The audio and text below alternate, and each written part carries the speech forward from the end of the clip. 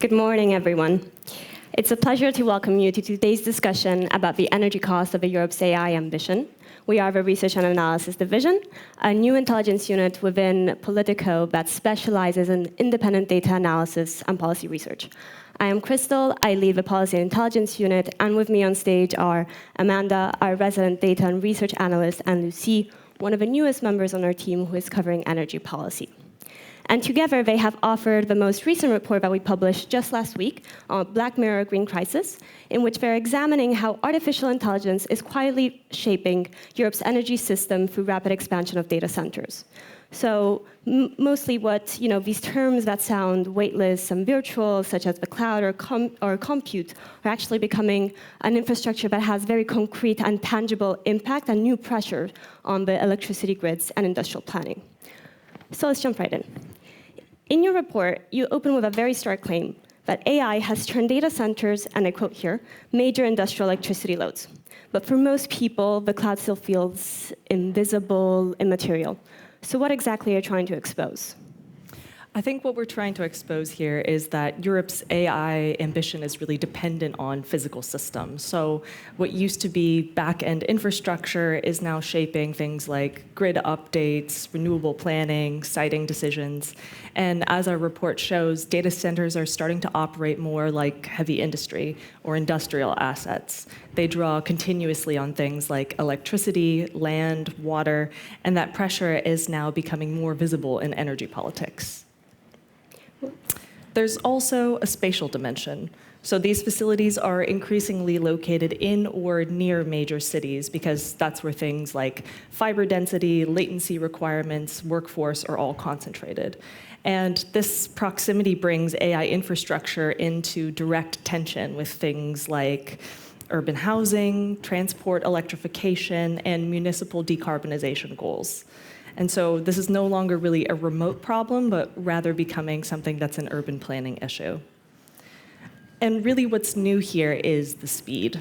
So there are no longer gradual, predictable loads. We're seeing these hyperscale clusters come online now in extremely short timeframes, with power demand comparable to something like steel plants or chemical facilities, but without the same historical planning framework. And this mismatch is something that we're really trying to highlight. Well, that brings me to ask you about another theme that you uncover in your report, which is mainly introduce this idea of an efficiency paradox, which the entire technological base is becoming more efficient, yet the total energy footprint keeps rising. Why does this matter? Well, it matters because efficiency lowers unit cost, and that unlocks more demand.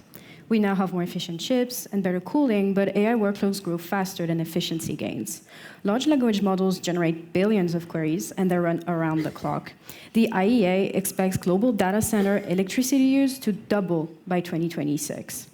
So even though the sector looks more efficient on paper, total consumption rises faster, and a rebound effect is central to the report. Efficiency gains create scale, and scale overwhelms the energy savings. This matters for policy because Europe's climate framework is built on the assumption that efficiency delivers absolute reductions. In this case, efficiency delivers expansion. That creates a structural blind spot in energy and climate planning. Let me now turn to the numbers.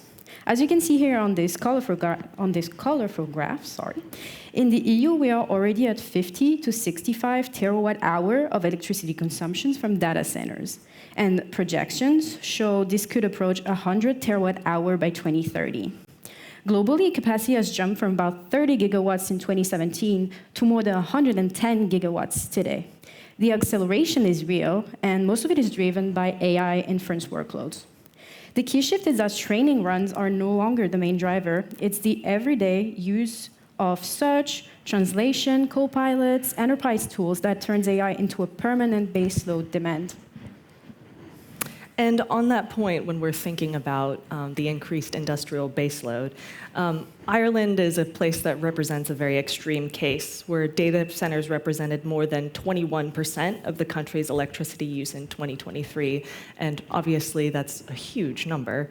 And this is because Ireland has a relatively small grid, but very dense, high uptime clusters. And places like the Netherlands and Denmark are also feeling strain, largely through local congestion and sort of cooling demand for these centers. And these numbers are merged here into the EU bar we see on the screen, which gives more of an overall sense of the global landscape. But when we disaggregate by country, we see a sort of clearer picture emerge. And this pattern we see emerging is a fairly simple one, which is that small grids with concentrated workloads hit physical limits far faster than large federal systems like the US and China. And so geography and grid scale matter just as much as the number of facilities. And so what these two charts sort of capture is that we're really seeing this collision between global tech geography and national energy realities. Compute clusters will follow things like fiber routes, tax regimes, land availability, but not grid resilience. And the grid then has to catch up with these changes. Well, let's shift to Brussels for a moment. In the report, you also write that digital and energy policy have now collided. Why is that? And what is this change that you're seeing at the EU level overall? So Commissioner Jorgensen now states that data centers are energy infrastructure. This reframing matters. For years, data centers were treated as private tech investments. Now they're a part of the energy system. It's a major change in how Europe sees its digital base. It also matters for another reason, being that once something is treated as infrastructure, responsibility shifts. It immediately becomes a question of public planning, grid investment, and long-term system adequacy. That shift is exactly why the EU has moved towards mandatory disclosure. Under Article 12 of the Energy Efficiency Directive, large data centers must report electricity and water use, cooling performance, and similar metrics for any facility above 500 kilowatts. All of that flows into a central EU database and feeds the Observatory for ICT Sustainability, which also tracks telecom networks, cloud systems, and end-user devices. The idea is simple. Europe is building a legal and quantifiable evidence base where measurement comes first, and because without comparable data, there's no path to credible regulation. And also because these impacts are no longer hypothetical, policymakers are responding in kind.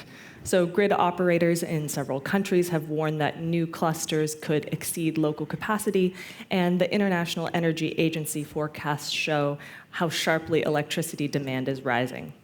And so now this conversation has really shifted from broad climate commitments to more practical questions. Where can these clusters be located? How much capacity do communities have? And who then pays for their reinforcement?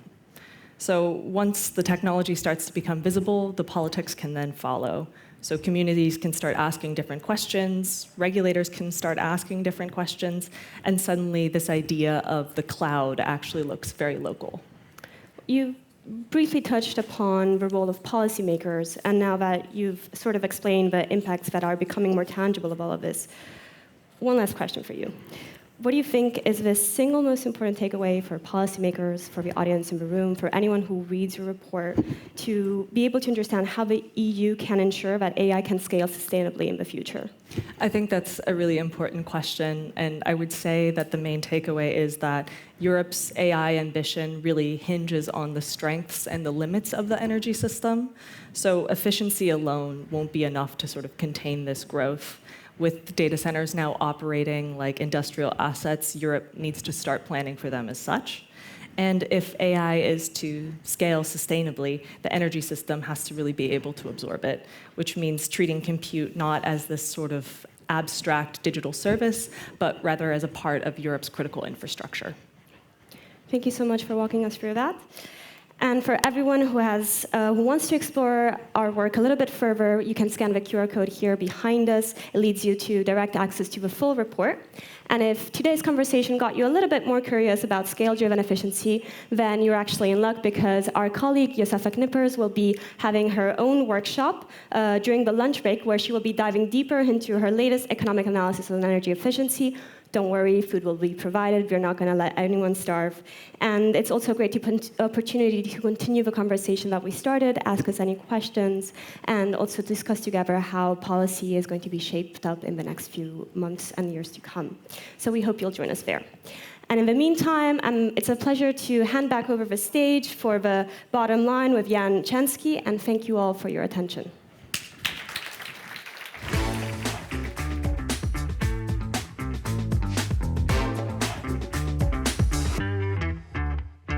everybody. My name is Jan Chansky, and I'm a senior editor at Politico. We've now reached the end of the morning sessions, sort of focusing on cheap and safe energy and mobility. And I think that sort of the main takeaways, if you try to combine what happened across the morning, is that we're sort of balancing two enormous challenges. One is climate change, which, despite what Donald Trump in the White House says, is obviously a very real thing, and competitiveness. How does Europe maintain its place in the world against tariffs coming from the United States, the rising competitive threat of China? And to do that, you need both cheap energy prices, and you need to create some sort of protections. Exactly how much protection is a question of debate for key industries like cars and trucks. As we heard in the final trucking panel, one of the panelists was saying, quote, "Of course the Chinese are coming.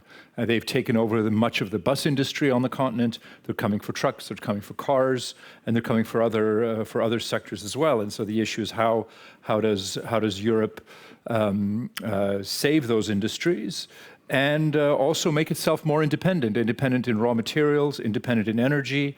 And I think that we saw stark evidence of the crucial nature of energy security when the live link with Ukrainian MP Victoria Grib was cut off because of a power outage in Ukraine. Again, thank you very much for taking part in this morning's sessions. I don't want to keep you too long, but I'd like to briefly thank our partners for making this summit possible. Our leading partner, Naturgy, presenting partners, Bentley Systems, CFM, Mars, and Cefic, and networking partner, IRU. And if you've got thoughts to share with us and with other users on platforms like X, Blue Sky, and LinkedIn, please use our hashtag Politico Sustainable Summit. And as you just heard from the previous presentation, during the lunch break, if you'd like, you can join our workshop, which is happening in the meeting room upstairs. Josefa Knippera of Politico's Research and Analysis Division will be presenting her report on the EU's revised energy efficiency directive, and there'll also be a Q&A session. There's also food there. There is signage that takes you there. If you can also look for the room with the green curtain, and that's where they'll be holding the session. We're back this afternoon at 2:10 p.m. for our agri and food panels, so stay tuned for that. Thanks again. We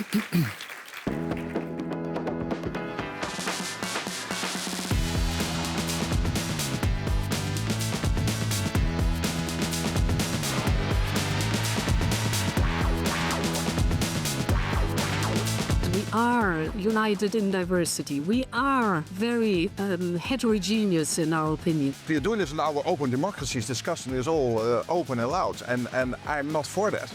What is European Union? What is freedom? How we learn together?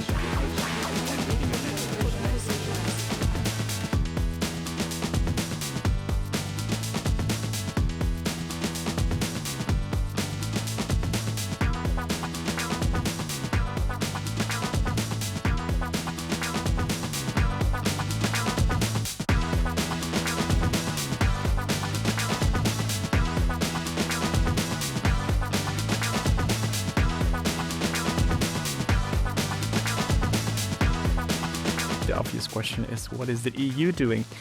What is our plan?